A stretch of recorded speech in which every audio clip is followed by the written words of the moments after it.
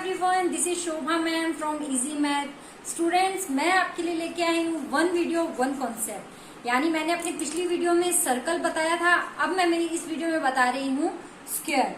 यानी स्क्वायर के बारे में क्या क्या हमें आना चाहिए, स्क्वायर हम कैसे, स्क्वायर में हम साइड फाइंड करते हैं, एरिया फाइंड करते हैं, पैरामीटर फाइंड करते हैं, स्क्वायर में क्या क्या चीजें होती है। चलिए चलते हैं हमारे वीडियो की तरफ। उससे पहले अगर आपने मेरे चैनल को सब्सक्राइब नहीं किया है तो पहले मेरे चैनल को सब्सक्राइब कर लीजिए और बेल आइकन भी प्रेस कर दीजिए, जिससे जो भी नई वीडियो आए सबसे पहले आपके पास नोटिफिकेशन आ जाए। तो चलिए वीडियो शुरू करते हैं। स्टूडेंट्स, ये स्क्वायर होता है। स्क्वायर की जो साइड्स होती है वो ए, बी, सी और डी। ठीक है, स्क्वायर्स के अंदर 4 साइड होती है। ठीक है, 1, 2, 3 एंड 4 साइड होती है। और कॉर्नर जो होते हैं वो भी 4 होते हैं। ये जो होते हैं ये कॉर्नर्स होते हैं। ठीक है, तो ये भी स्क्वायर के अंदर 4 होते हैं। स्क्वायर की साइड्स जो होती है वो इक्वल होती है। यानी ए बी जो है वो इक्वल है बी डी के, यानी बी डी के, और इक्वल है सी डी के, और इक्वल है ए सी के। यानी ये चारों साइड जो है वो इक्वल है। यानी अगर हमें एक साइड दी हुई है, मान लो हमें एक साइड 2 सेंटीमीटर दे दी, तो ये जो बाकी की साइड है ये भी सारी 2 होगी। ठीक है, जैसे हमने सर्कल में पढ़ा था कि सर्कल का जो अंदर का ऑक्यूपाइड एरिया है वो ऑक्यूपाइड सरफेस है वो एरिया होता है, उसी तरीके से किसी भी शेप का ऑक्यूपाइड सरफेस जो होता है वो एरिया होता है। ठीक है, तो ये हमारे बीच का इसका जो एरिया है वो हमारा स्क्वायर का एरिया होगा। और स्क्वायर का एरिया फाइंड करने के लिए हमारे पास जो फॉर्मूला होगा वो होगा साइड स्क्वायर। ठीक है, पैरामीटर क्या होता है बच्चों? जैसे हमने सर्कल में पढ़ा था कि सर्कल में जैसे सरकमफ्रेंस थी उसकी बाउंड्री लाइन, वैसे ही स्क्वायर की जो बाउंड्री लाइन होती है उसे हम पैरामीटर कहते हैं। अब जो रेक्टेंगल है, ट्राइंगल है, जिसकी भी जो बाउंड्री लाइन जो भी पूछ ले, पैरामीटर पूछ ले, वो उसकी बाउंड्री लाइन ही होती है। ठीक है, तो ए से लेके जो, अगर हम इसको ए से A B plus B D plus D C और प्लस सी ए कर दें तो वो हमारा पैरामीटर हो जाएगा।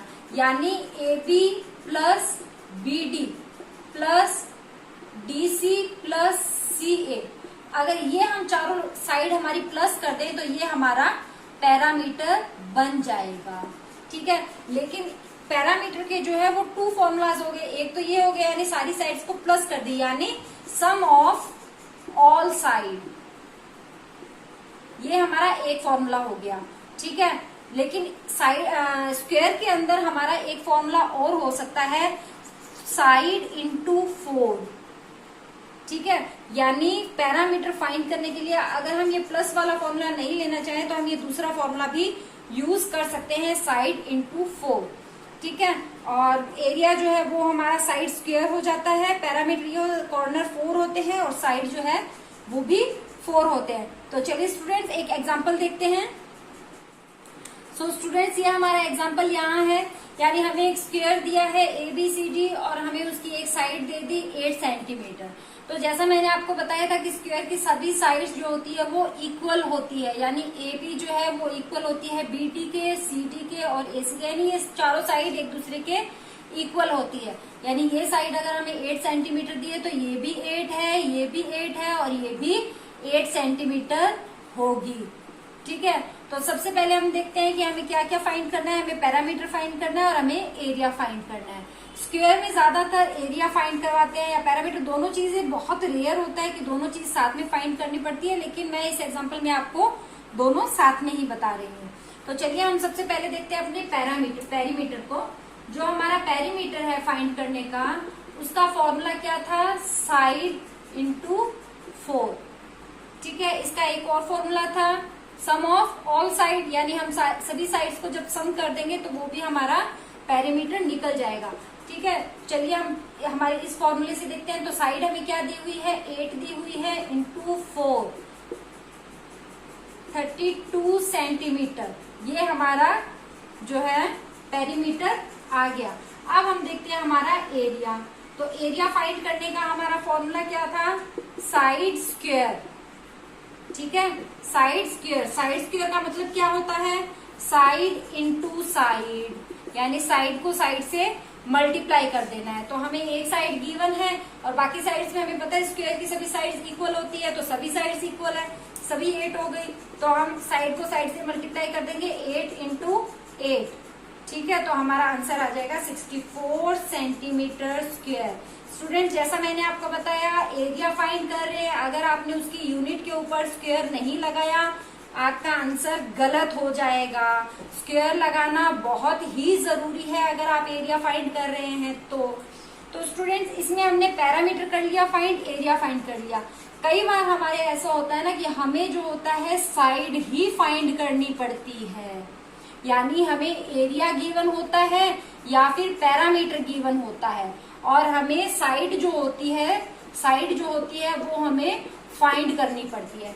तो सेम फॉर्मूला, अगर हमें पैरामीटर गिवन है तो हम पैरामीटर के फॉर्मूले के अंदर साइड को छोड़ के पैरामीटर का फॉर्मूला लगा देंगे, और अगर हमें एरिया गिवन है तो हम एरिया का फॉर्मूला लगा के उसमें साइड की जगह एरिया का फॉर्मूले में वैल्यू पुट कर देंगे। चलिए देखते हैं इसका भी एक एग्जाम्पल। सो स्टूडेंट्स, ये हमारा नेक्स्ट एग्जाम्पल है। इस एग्जाम्पल में देखिए स्क्वायर दिया है ABCD, इसमें हमें पैरामीटर गिवन है 24 सेंटीमीटर और हमें साइड जो है वो फाइंड करनी है, यानी हमें AP, BC, CD और AC जो है वो चारों ही साइड फाइंड करनी है। यानी हम एक साइड फाइंड करेंगे तो हमारी चारों अपने आप आ जाएगी, बिकॉज स्क्वायर की चारों साइड इक्वल होती है, ठीक है। नेक्स्ट एग्जांपल में भी देखिए PQRS स्क्वायर दिया है जिसका हमें एरिया गिवन है 49 सेंटीमीटर स्क्वायर, इसका भी हमें साइड फाइंड करना है। तो चलिए हम सबसे पहले चलते हैं हमारे फर्स्ट एग्जांपल के पास, यानी पेरीमीटर वाले में। पेरीमीटर का हमारा दिया हुआ है, पेरीमीटर का हमारा फॉर्मूला क्या था, साइड इंटू 4, ठीक है।